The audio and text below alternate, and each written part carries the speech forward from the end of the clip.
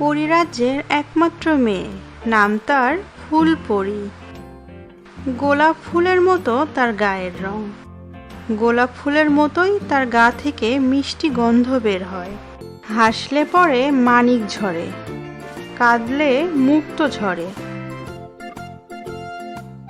তাছাড়া ফুলপরি গান জানতো খুব ভালো। তার গান শুনতে শুনতে আকাশের পাখিরা ওড়া বন্ধ করে নিচে নেমে আসতো। গাছের ফুলগুলি আনন্দে মাথা দোলাতো, মুকুলগুলি সেই গান শুনে ফুটে উঠত আপনা থেকেই। ফুলপরির স্বভাবও ছিল খুবই মিষ্টি। পরিরাজ্যের ছোট বড় সকলেই তাকে খুবই ভালোবাসতো।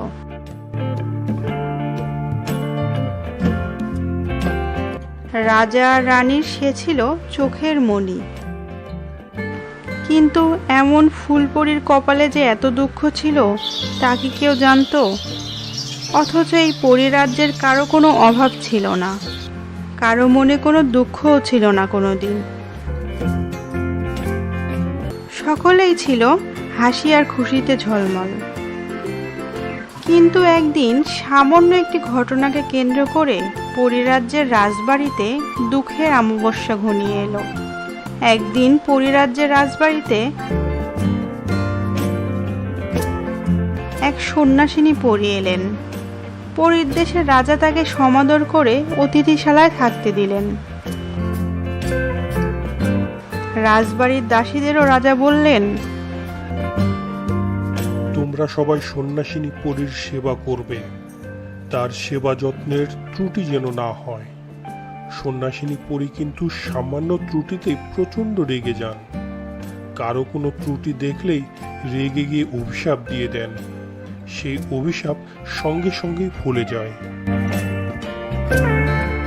পরীর দেশের রাজা রানী দাস দাসী সকলেই ভয়ে ভয়ে কাটান, এই বুঝি কোনো ত্রুটি হয়। একদিন সন্ন্যাসিনী পরী রাজাকে ডেকে বললেন, রাজামশাই দেখুন, এখানে বসে আমি আর গান গাইব না। বেশ তো, কোথায় বসে গান গাইবেন বলুন? রাজবাড়ি বাগানে বসে আমি গান গাইব। ঠিক আছে, আমি আপনার গানের ব্যবস্থা করে দিচ্ছি। কিন্তু এ ব্যাপারে আমার 3টি শর্ত আছে, সেই শর্তগুলি পালিত হওয়া চাই। আপনার সেই শর্তগুলো বলুন, আমি অক্ষরে অক্ষরে তা পালন করার চেষ্টা করব। আমার প্রথম শর্ত হলো রাজবাড়ির সবাইকে আমার গান শোনার জন্য উপস্থিত থাকতে হবে। বেশ, আপনার প্রথম শর্ত যথাযথভাবে পালিত হবে। আমার দ্বিতীয় শর্ত হলো যে আমি যখন গান গাইব তখন কেউ যেন আমাকে কোনো বাধা সৃষ্টি করতে না পারে। ঠিক আছে, আপনার এই দ্বিতীয় শর্তও পালন করা হবে। আর আমার তৃতীয় শর্ত হলো যদি কেউ আমার গানের সময় কোনোভাবে বাধা সৃষ্টি করে তবে আমার ইচ্ছে মতো শাস্তি দিতে হবে। আপনার তৃতীয় শর্তও পালিত হবে। আপনার সেবা যত্নে আমি অত্যন্ত খুশি হয়েছি। আপনাদের গান শোনাবার পরই আমি এই রাজ্য থেকে চলে যাব। কিন্তু আপনি যে রকম প্রতিশ্রুতি দিলেন ঠিক তেমনটাই কিন্তু পালন করতে হবে। নিশ্চয়ই পালিত হবে। আমি পরিরাজ্যের রাজা হয়ে আপনাকে কথা দিচ্ছি, আমার আদেশের অবাধ্য হতে কেউ সাহসী হবে না। ভেবেচিন্তে কথা দিচ্ছেন তো? হ্যাঁ, ভেবেচিন্তেই কথা দিচ্ছি। কিন্তু বাধা দানকারী যদি আপনার কোনো আপনজন হয়? সেক্ষেত্রেও আপনার ইচ্ছামতো শাস্তি প্রদান করা হবে। রাজামশাই, আপনার প্রতিশ্রুতি যদি আপনি পালন করতে পারেন তবে এই পরিদেশে আর কোনো অভাব থাকবে না। এই পরিদেশে রোগ শোক আর কোনো জরাব্যাধি থাকবে না। তাছাড়া পরীরা অমর হবে।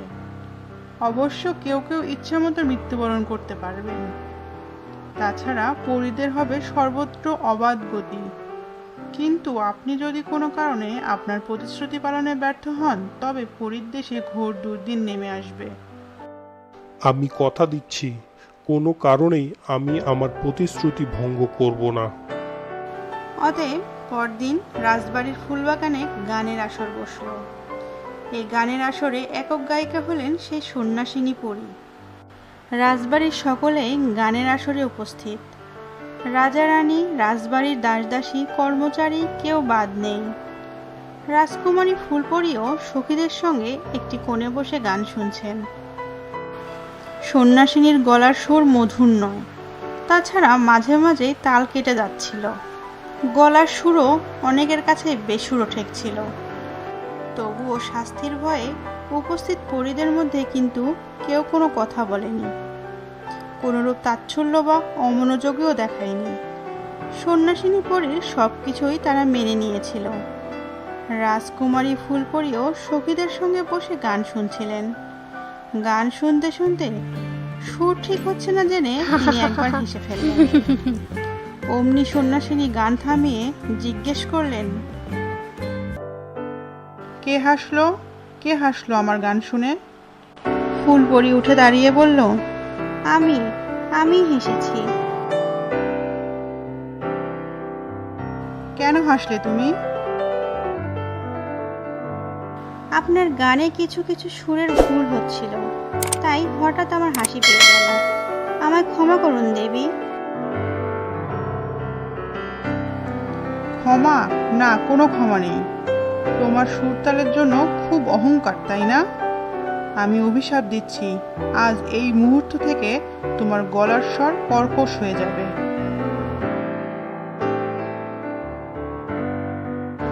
ফুলকুমারী মাথা নত করে বললেন, আপনার অভিশাপ আমি মাথা পেতে নিলাম।